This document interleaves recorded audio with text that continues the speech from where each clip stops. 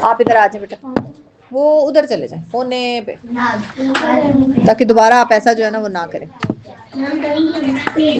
اچھا, اس کے بعد اللہ تعالیٰ کہتے ہیں کہ صاف ستھرا اور پاکیزہ کھانا کھائیں, اچھا کھانا کھائیں, پاکیزہ اور حلال کھانا کھائیں. ٹھیک ہے, پاکیزہ اور حلال چیزیں کون سی ہیں, اللہ تعالیٰ نے قرآن میں ڈیٹیل سے بتایا ہے, لیکن ابھی آپ لوگ چھوٹے ہیں اس لیے آپ لوگوں کو ان ڈیٹیل میں جانے کی ضرورت نہیں ہے. لیکن پاک کھانے سے مراد یہ ہیلدی فوڈ. ہیلدی فوڈ کون سا ہوتا ہے؟ ہیلدی فوڈ کون سا ہوتا ہے؟ جو گھر میں بنے. اور جنک فوڈ کون سا ہوتا ہے؟ آپ کو پتا ہے جنک ورڈ کا مطلب کیا ہے؟ جنک کا کسی کو پتا ہے؟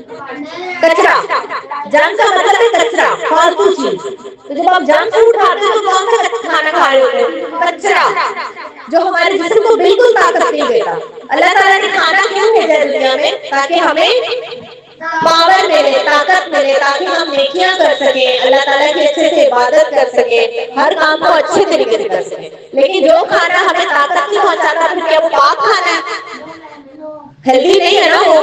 تو ہمیں ہمیشہ پریفر کرنا ہے کہ ہم ہیلدی کھانا کھائیں. ہاں کبھی کبھی موڈ چاہتا ہے انسان کا ڈیٹ ڈیٹ کا برگر چپس ہو, کوئی فرائڈ چیزیں ہو, فرینچ فرائز ہو, برگر ہو, چکن ہو, ٹھیک ہے نا, تو کبھی کبھار ٹھیک ہے آپ کھا سکتے ہیں. ونس ان اے ویک نہیں, ونس ان اے ویک, ہفتے میں ایک مرتبہ آپ کھا سکتے ہیں. اتنی بھی سختی اپنے اوپر کرنے کی ضرورت نہیں ہے, لیکن کوشش کریں کہ زیادہ تر آپ پاک کھانا کھائیں اور کھانے کے آداب کے ساتھ کھائیں. کھانے کے آداب کیا کیا ہے؟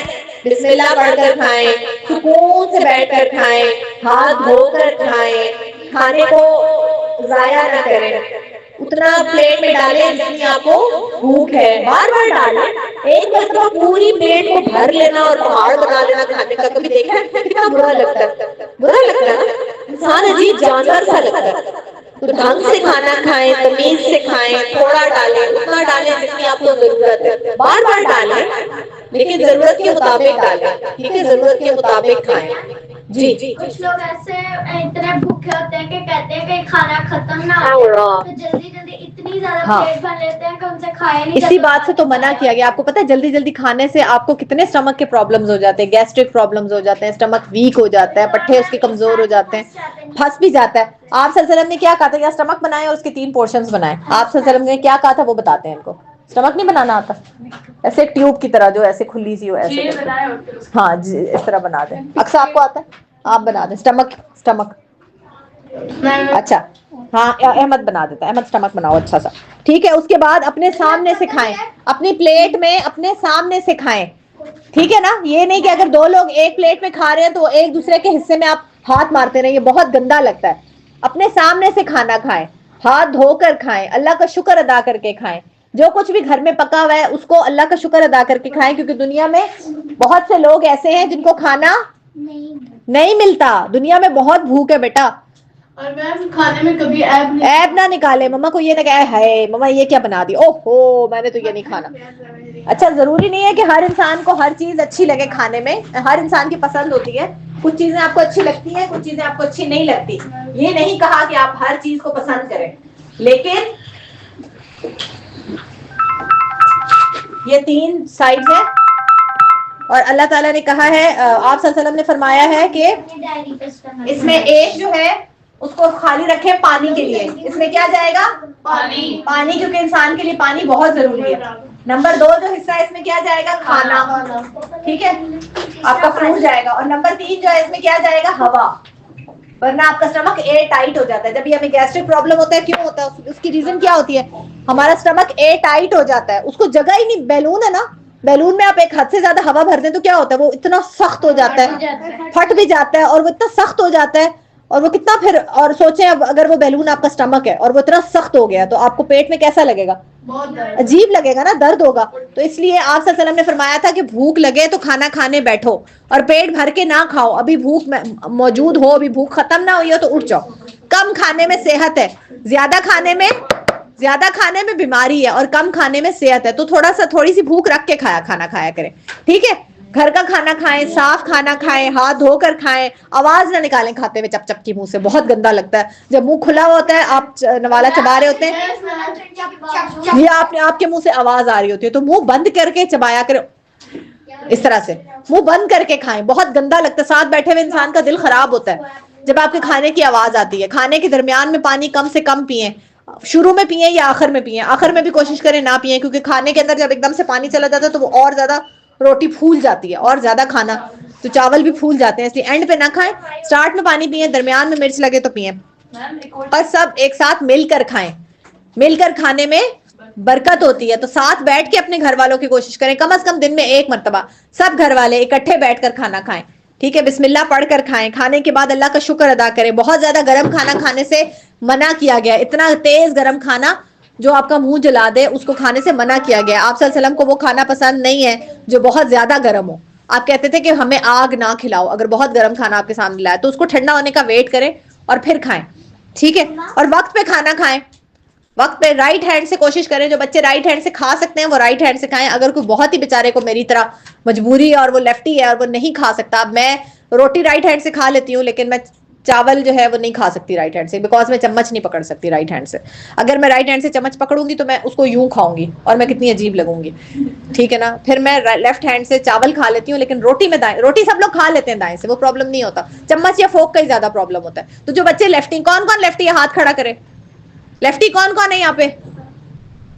بس اونچا ہاتھ کرو، یہ کوئی شرم کی بات نہیں ہے لیفٹی ہونا، آپ نے خود اپنے آپ کو نہیں بنایا بیٹا، آپ کو اللہ تعالیٰ نے بنایا، it's nothing to be embarrassed, ٹھیک ہے، اور لیفٹ بھی ہاتھ آپ کا اپنا ہی ہے بچے، وہ کسی سے خرید کے نہیں لے کے آئے ہم، ٹھیک ہے، کوشش کریں، اگر آپ رائٹ سے کھا سکتے ہیں بہت اچھی بات ہے، لیکن اگر نہیں کھایا جاتا تو اپنے آپ کو اذیت میں نہ ڈالیں، ٹھیک ہے، جیسے بھی ہے آپ کھائیں، آپ کا لیفٹ ہی آپ کا رائٹ ہے، جی کھانا کو ویٹ نہیں کرنا چاہیے، کھانا لگ ہاں کھانا لگ گیا تو پہلے کھانا کھائیں، ویٹ نہ کرائیں، مطلب آپ صلی اللہ علیہ وسلم نے فرمایا اگر نماز کھڑی ہو گئی ہے اور کھانا بھی لگ گیا تو پہلے کیا کرو، اور اگر آپ کو واش روم جانا ہے، وضو ہے اور نماز کا وقت ہے لیکن آپ کو زیادہ زور سے واش روم جانا ہے تو پہلے آپ کیا کریں گے، پہلے آپ واش روم جائیں گے، جب آپ کو زور سے واش روم جانا ہو تو نماز قبول نہیں ہوتی ہے، تو یہ چھوٹی چھوٹی باتوں کا دھیان رکھا کریں، پھر آپ کی ساری نماز سوچو اگر اللہ کو پسند نہ آئی تو پھر فائدہ اتنی محنت کرنے کا، اتنی دیر آپ نے واش روم ہولڈ بھی کر کے رکھا، وضو بھی رکھا، نماز بھی جلدی جلدی میں، کیونکہ انسان بے چین رہتا ہے نا، وہ سکون میں نہیں رہتا پھر اس طرح بھوک سے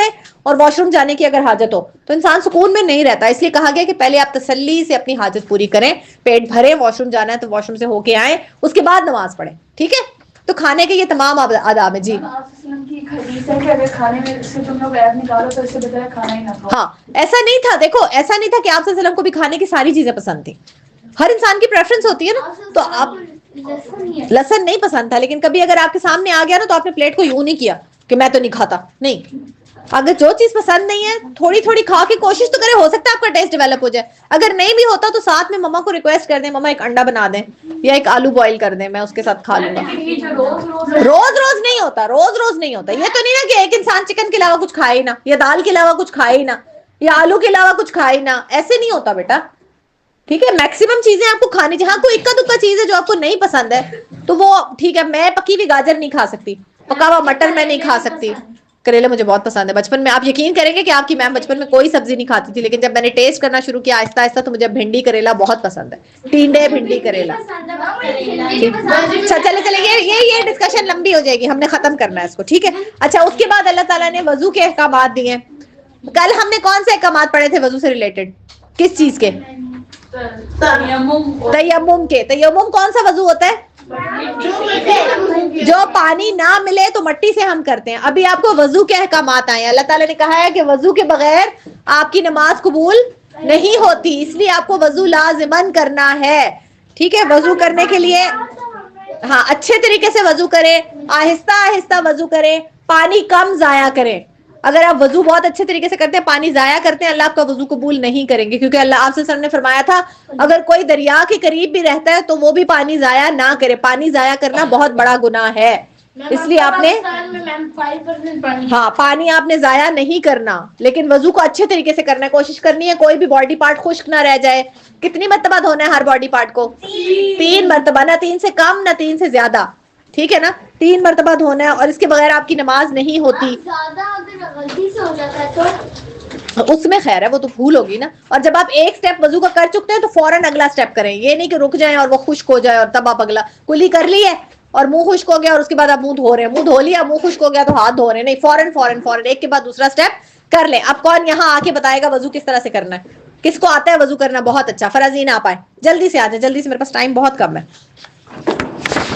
آ جائیں آ جائیں آ جائیں، شاباش. یہ آپ کے پاس یہاں پہ آ بھی رہے ہیں سامنے سٹیپس، اور فرازین آپ کو بتائیں گی بھی کہ وضو کیسے کرنا ہے. چلے فرازین، سب سے پہلے کیا کرتے ہیں؟ 3 دفعہ ہاتھ دھوتے ہیں. کیسے کر کے دکھائیں؟ اس طرح. پھر اس کے بعد 3 دفعہ ہم لوگ کلی کرتے ہیں. تو پھر دائیں ہاتھ کی انگلی سے دانتوں کو صاف کرتے ہیں. ہاں، پھر ہم لوگ 3 دفعہ ناک کے اندر پانی ڈالتے ہیں، اور جو اگر ہمارے ہمیں فلو ہوا ہوا ہے تو سارا پھر وہ نکال کچرا سارا نکل آتا ہے. یہ اس لیے کہ آپ کا ناک صاف ہو جائے، کیونکہ ناک میں جو ہوا جا رہی ہے اس کے ساتھ کیا جا رہی ہے؟ مٹی جا رہی ہے ہر وقت. اور یہ جو ناک کے اندر اللہ نے بال بنائے نا، اتنی بڑی نعمت ہے کہ اس مٹی کو پکڑ لیتے ہیں اور گندی ہوا کو اندر نہیں جانے دیتے، ورنہ ہمارے لنگس تک ڈسٹ چلی جائے تو سوچو انفیکشن ہو جائے گا. اس لیے اچھے طریقے سے اس میں انگلی لگا کے ناک کے اندر اس کو صاف ستھرا کریں. پھر ہم لوگ منہ دھوتے ہیں 3 دفعہ تک، پورا منہ کور کر. منہ کہاں تک ہے؟ چہرہ کہاں تک ہے آپ کا؟ کانوں تک اور یہاں تک، ایسے پورا فیس آپ کا دھلے. پھر ہم لوگ اپنے بازو دھوتے ہیں پورے یہاں تک، کوہنیوں تک 3 مرتبہ اچھے طریقے سے. ٹھیک ہے. پھر اس کے بعد ہم لوگ اپنا مسا کرتے ہیں. مسے میں ہم لوگ پہلے بال دھو کے اپنے گلے کے پانی ڈالتے ہیں، پھر کان کے اندر بھی، تاکہ کان بھی اندر سے صاف ہو جائیں، پیچھے سے بھی صاف ہو جائے. دیکھو اللہ تعالیٰ نے کتنی ڈیٹیلڈ صفائی آپ کو دی ہے، کیونکہ اس وقت پانی عرب میں نہیں ہوتا تھا، کم پانی ہوتا تھا، لوگ روز نہیں نہا سکتے تھے. لوگ جو ہے وہ زیادہ تر تیسرے دن، چوتھے دن، 5ویں دن نہایا کرتے تھے. لیکن وضو وہ 5 مرتبہ کرتے تھے. تو سوچو، منہ صاف، ناک صاف، کان صاف، سب کچھ صاف ستھرا رہتا تھا ان کا وضو کی وجہ سے. چلے آگے چلے. میں پاؤں دھوتے تھے یہاں پہ ٹخنے تک، اینکل تک آپ اپنا پاؤں دھوئیں گے اچھے طریقے سے. جی، انگلیوں کے بیچ میں بھی آپ ایسے ایسے ہاتھ لگائیں گے تاکہ اندر سے بھی، تھینک یو سو مچ، جزاک اللہ، تاکہ اندر سے بھی انگلیاں گیلی ہو جائیں. اور کسی بھی چیز کو آپ، کسی بھی باڈی پارٹ کو خشک نہیں چھوڑیں گے. تب اچھے طریقے سے وضو کریں گے اور پھر اس کے بعد آپ نماز پڑھیں گے. تو اللہ تعالیٰ کہتے ہیں کہ جیسے جیسے وضو میں جون سا باڈی پارٹ آپ دھوتے رہتے ہیں نا، تو اس باڈی پارٹ سے جو بھی گناہ ہوا ہوتا ہے اللہ تعالیٰ اس گناہ کو بھی ختم کر دیتے. فار ایگزامپل، آپ نے کسی کے بارے میں کوئی بری بات کی، غیبت کی، کسی کی برائی کسی دوسرے کو بتائی، یہ غیبت ہوتی ہے. فار ایگزامپل میں جو ہے نا وہ ہادیہ کے بارے میں کسی کو جو ہے وہ کوئی بات کہوں کہ یہ تو ایسی ایسی ہے، اور اس کو نہیں پتا کہ میں کوئی غلط بات کر رہی ہوں کسی سے، تو یہ اس کی کیا ہو گئی؟ غیبت، اور اللہ کو سخت ناپسند ہے. تو فار ایگزامپل آپ نے کوئی بری بات منہ سے نکالی، گالی دی، کسی کے ساتھ ایسا مذاق کیا جس سے اس کا دل دکھا. اب آپ نے نا اچھی نیت کے ساتھ وضو کیا، بسم اللہ پڑھ کے، صرف بسم اللہ کہنا ہے، پوری بسم اللہ نہیں پڑھنی، صرف بسم اللہ کہنا ہے. ٹھیک ہے. بسم اللہ پڑھ کے جب آپ نے کلی کی 3 مرتبہ، تو اللہ نے آپ کا وہ زبان کا گناہ جو تھا وہ مٹا دیا، اسے ختم کر دیا. پھر اسی طرح جب آپ نے چہرہ دھویا تو ایسے ہی ہوتا. اگر آپ اس نیت کے ساتھ وضو کریں کہ اللہ تعالیٰ میرے گناہ ختم کر دے. جی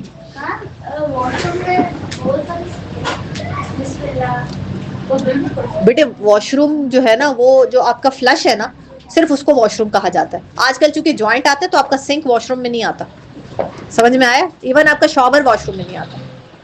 ٹھیک ہے. واش روم صرف وہ ہے جہاں آپ فلش یوز کرتے ہیں بس. شاور والا تو باتھ روم ہوتا ہے، سنک والا کیا ہوتا ہے؟ سنک والا بھی باتھ روم میں ہی آتا ہے. جب یہ چیزیں الگ الگ تھی نا، جب یہ الگ الگ تھے، ٹوائلٹ الگ تھا اور باتھ روم الگ تھا، تو سنک باتھ روم میں ہوا کرتا تھا، ٹوائلٹ کے ساتھ نہیں ہوا کرتا تھا. سمجھ رہی ہیں؟ یا پھر باہر لگا ہوتا تھا سنک. ٹھیک ہے. تو اس لیے آپ کا سنک اور آپ کا جو شاور ہے وہ واش روم میں نہیں آتا، وہ صرف آپ کا ٹوائلٹ آتا ہے، جو آپ کا پاٹ ہے وہ آتا ہے بس. ٹھیک ہے. اس بات کو سمجھیں.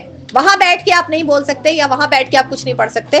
آپ باقی جگہوں پہ آپ پڑھ سکتے ہیں دعائیں، کوئی مسئلہ نہیں. نہیں، آپ کو بلا ضرورت نہیں بولنا چاہیے، لیکن اب یہ بھی تو نہیں ہے نا کہ باہر اللہ معاف کرے آگ لگ گئی ہے، لوگ آپ کو ہیلپ کے لیے بلا رہے ہیں اور آپ کہہ رہے ہیں جی میں بول نہیں سکتا. یہ غلط بات ہے بیٹا. کچھ لوگ اتنے اسٹرکٹ ہوتے ہیں. ایسے وقت میں تو اللہ نے نماز توڑ دینے کا حکم دیا ہے کہ اگر جان پہ بننا ہے یا آپ کے سامنے کسی اور کی جان پہ بننا ہے. فار ایگزامپل، آپ کے ساتھ کوئی بچہ کھیل رہا ہے اور وہ سوئچ میں ہاتھ ڈالنے لگا ہے، آپ نماز پڑھیں، فوراً نماز توڑیں، پہلے اس کی جان بچائیں. نماز دوبارہ پڑھ لیں گے آپ، اللہ نہ کرے اس سے کچھ ہوگا تو وہ تو واپس نہیں آئے گا. جی جیسے بھی توڑیں، کبھی کبھی انسان کو یہ دھیان نہیں رہتا کہ میں سلام ایمرجنسی کی سچویشن میں. ٹھیک ہے. اچھا، اس کے بعد اللہ تعالیٰ نے ایک کہانی ہمیں سنائی ہے حضرت آدم علیہ السلام کے 2 بیٹوں کے بارے میں. ایک کا نام تھا حابیل اور ایک کا نام تھا قابیل. آدم علیہ السلام کے 2 بیٹے تھے. حابیل بہت اچھا تھا، اس کے اندر بہت اچھائی تھی، اللہ کی فرما برداری کرتا تھا، اور قابیل جو تھا نا اس کا دل اچھا نہیں تھا. تو اللہ تعالیٰ نے ان دونوں بیٹوں سے کہا کہ میرے لیے آپ لوگ اچھی اچھی چیزیں قربانی کے لیے لے کر آئے. جیسے ہم اچھے اچھے جانور بڑی عید پہ جمع کرتے ہیں, اللہ کے لیے قربانی کرتے ہیں, اسی طرح سے ان دونوں نے بھی اللہ کے لیے قربانی کی. لیکن چونکہ حابیل اللہ کو راضی کرنا چاہتا تھا تو اس نے بہت اچھی اچھی چیزیں اللہ کی قربانی کے لیے جمع کی. اور قابیل جو تھا اس کے دل میں نا اچھائی نہیں تھی, سستی تھی. اس نے کہا یہ کیا اللہ تعالیٰ کا حکم نعوذ باللہ آ گیا, اوئے ہوئے اب میں کیا دوں قربان. تو اس نے بری بری چیزیں اکٹھی کی. جیسے ہم صدقے میں کبھی کبھی خراب چیزیں دیتے ہیں جو ہمارے کام کی نہیں ہوتی, تو وہ بھی اللہ کے لیے قربانی ہوتی ہے. تو اس نے خراب چیزیں ساری قربانی کے لیے جمع کی, اور ان دونوں نے پہاڑ کے اوپر قربانی رکھی. قابیل گیا بس ایسے ہی اس نے پھینک دی اپنی چیزیں. حابیل گیا تو اس نے بہت سجا سوار کے ادب کے ساتھ اپنی چیزیں رکھی. اللہ تعالیٰ نے حابیل کی قربانی کو قبول کر لیا اور قابیل کی قربانی کو ریجیکٹ کر دیا. تو قابیل کو بہت غصہ آیا. اس نے سوچا کہ میں تو حابیل سے زیادہ بہتر ہوں. یہ کس نے سوچا تھا؟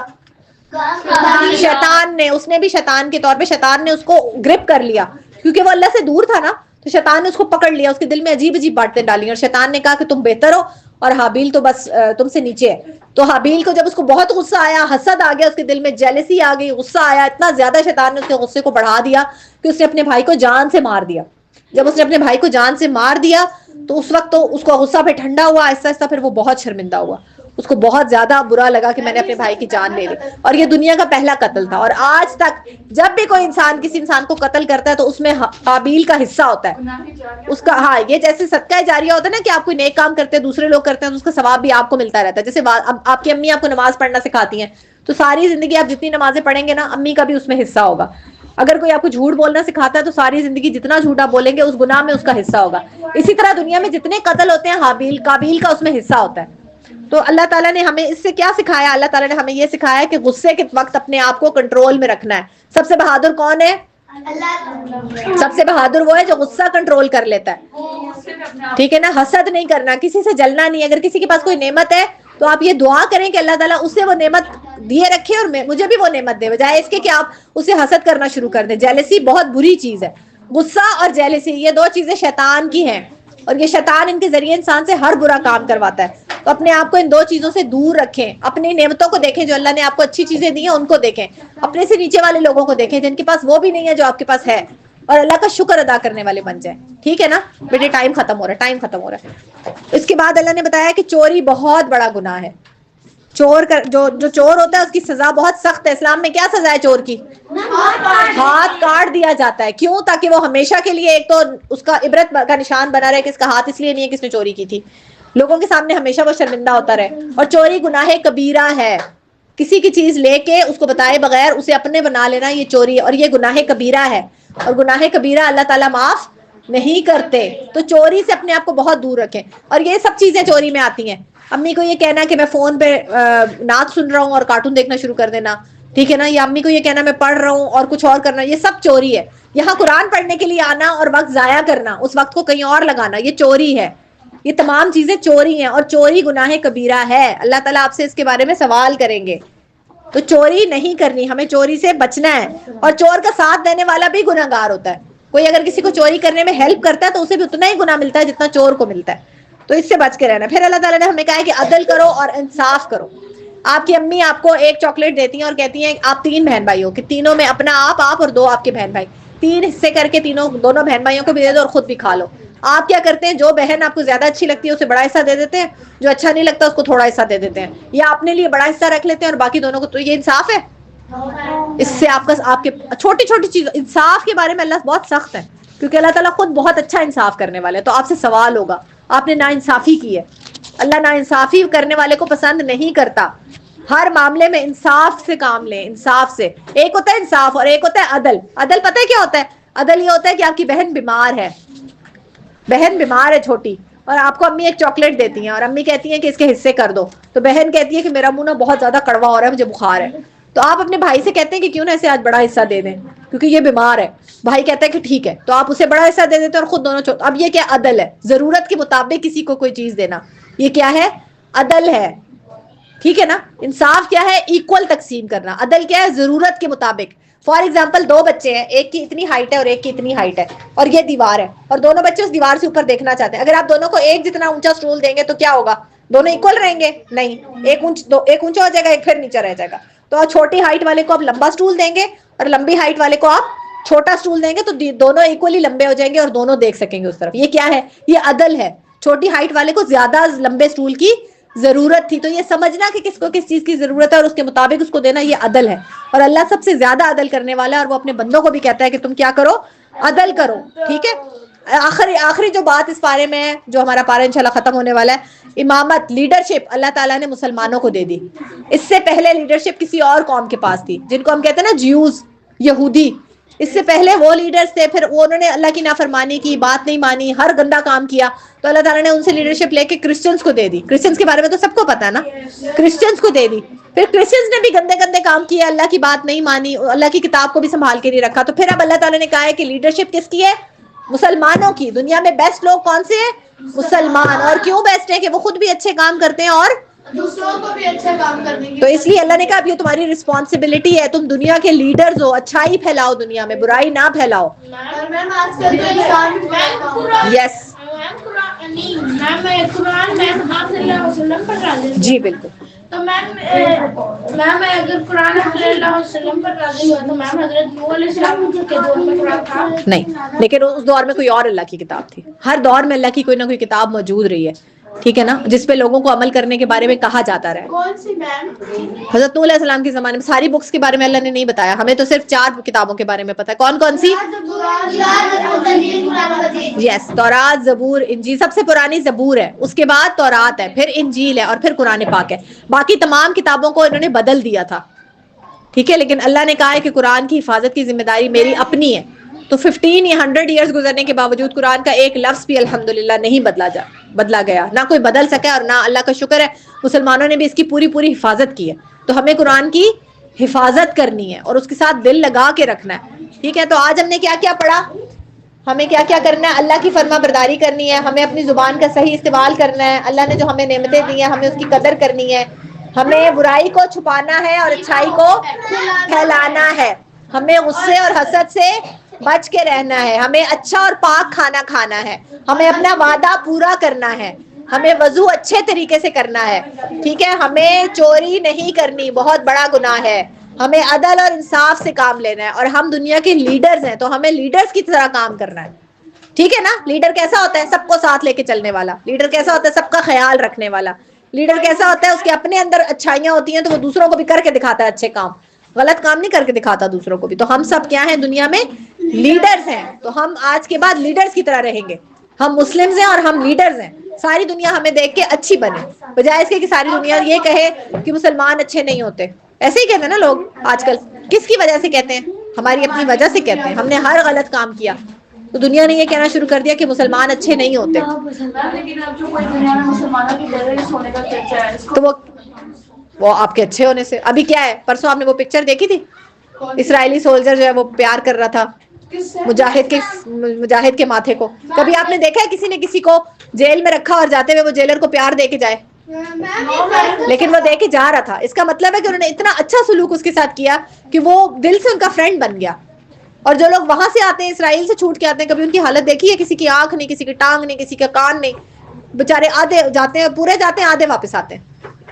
تو یہ ہمیں وہ مسلمان بننا ہے کہ دشمن بھی ہم سے پیار کرے, ڈرے بھی. لیکن دشمن تو ہم لوگوں سے پیار نہیں کرتے میم, وہ آگے سے برا شروع. تو بس جب وہ برا کرتے ہیں تو پھر آپ بھی برا کریں. لیکن یہ کہ جب دشمن آپ کے پاس بے بس ہو, کہ قیدی بے بس ہوتا ہے نا, قیدی کمزور ہوتا ہے, تو مسلمان کبھی بھی کمزور پہ ظلم نہیں کرتا, کمزور کے ساتھ رحم سے پیش آتا ہے, وہ اس کے ساتھ رحم سے پیش آئے. اس لیے لڑائی تب ہوتی ہے جب بالکل برابر کا اسٹیٹس ہو. جی میم, اگر ہم کسی کے ساتھ اچھا کر رہے ہیں, آپ کسی وہی ہمارے ساتھ برا کر رہے ہیں, تو پھر ہم کیا؟ تو اب سوال یہ ہے کہ آپ کو اپنے اچھے کیے کا بدلہ کس سے چاہیے, اللہ سے یا بندے سے؟ اللہ سے. تو پھر اللہ سے چاہیے, تو پھر بندہ اچھا کرے یا برا کرے, ہمیں کیا فرق پڑتا ہے, ہم تو اللہ کی خاطر کریں, اللہ پہ چھوڑ دیں اور اچھائی کیے جائیں. کس کی عدل ضرورت کے مطابق چیزوں کو بانٹنا, ضرورت کے مطابق کسی کو دینا, اس کی ضرورت کے مطابق, یہ عدل ہے. آج پارہ 7 الحمدللہ ہمارا کمپلیٹ ہو گیا ہے. سوری, پارہ نمبر 6, ٹھیک ہے. سبحانک اللہم و بحمدک, نشہد ان لا الہ الا انت, نستغفرک و نتوب الیک. السلام علیکم ورحمۃ اللہ وبرکاتہ.